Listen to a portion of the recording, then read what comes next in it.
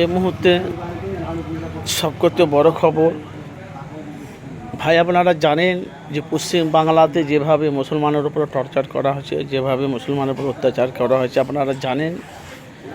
BJP ক্ষমতা আসার পর আমরা দেখতে পাচ্ছি যে দিলীপ ঘোষ উনি বলছে কোন হরিদাস পাল দরকার হলে বাংলাদেশ চলে যাক, কোনো অসুবিধা না।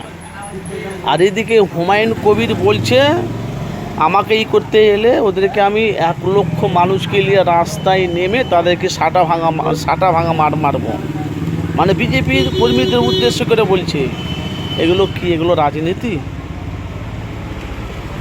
বাংলাদেশ শিল্প নেই, কাজ নেই, চাকরি নেই, মানুষ কীভাবে রোজগার করবে না করবে এগুলো নেই, কিন্তু সাটা ভাঙা আর কোন হরিদাস পাল সেই নিয়ে আমাদের ফুরফুরা শরীফের আপনারা জানেন নওশাদ সিদ্দিকী চাচা যান ইব্রাহিম সিদ্দিকী উনি বলছে খালি হুমায়ুনকে মানে থানাতে হাজিরে দিতে বলেছে, আর হুমায়ুনের বাড়ি গেছিলো পুলিশ। এটা প্রায় আজকে 2 দিন হলো। তাহলে হুমায়ুন যদি বলে সাটা ভাঙা মার হবে, তো ওনার যদি বিচারে দিলীপ ঘোষ যে বলেছে কোন হরিদাস বা তারা বাংলাদেশ চলে যায়, তাহলে ওদের বিচারটা কী হবে? তাহলে বিচার করতে গেলে উভয়ের পক্ষে দুজনেরই বিচারটা করতে হবে। তো ইব্রাহিম সিদ্দিকী চাচা যান আপনারা জানেন ন্যায়ের কথা বলে, হকের কথা বলে, যে বিজেপি সরকার বাংলাতে যে কাজগুলো উন্নয়নের কাজগুলো করছে সেগুলো সমর্থন করছে, আমরাও সমর্থন করছি।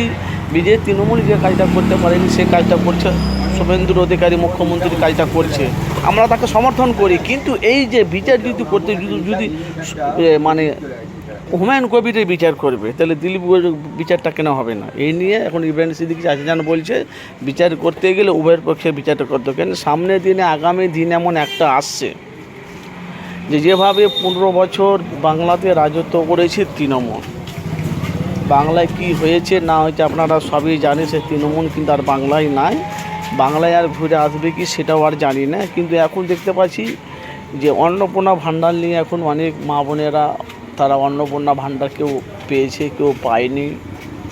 কেউ বলছে বিএলওরা আমাদের ঠিকভাবে কাগজপত্র জমা দেয়নি, বিএলওরা কাজ মানে এইসব নিয়ে বিভিন্ন রকম তাদের কথাবার্তা চলছে। তা আপনাদের কাছে একটাই বলে, এই যে আজকে পশ্চিম বাংলাতে আমরা দেখতে পাচ্ছি যে 34 বছর বামফ্রন্ট সিপিএম রাজত্ব করেছে, বাংলার মানুষ সিপিএম পার্টিকে আবার ডাক চাইছে।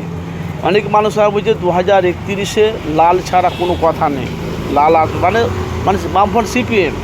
আর এদিকে অনেক মানুষ বলছে বিজেপি সরকার যদি ভালোভাবে যদি কাজ করে, যেভাবে মানুষের পাশে থেকে যেভাবে কাজ করছে এরকম কাজ যদি করে, তাহলে 100 বছর মানে বিজেপি সরকার থাকবে। আপনাদের মতামত জানাবে। বিচার করতে গেলে উভয়ের পক্ষে দুজনেরই বিচার করতে হবে, যেমন হুমায়ুনের বিচার করতে হবে সেমন তোমার দিলীপ ঘোষেরও বিচার করতে হবে। ইব্রাহিম সিদ্দিকী চাচা জানেন পুরো ডাইরেক্ট বলছে আমাদের মাননীয় মুখ্যমন্ত্রী শুভেন্দু অধিকারীকে।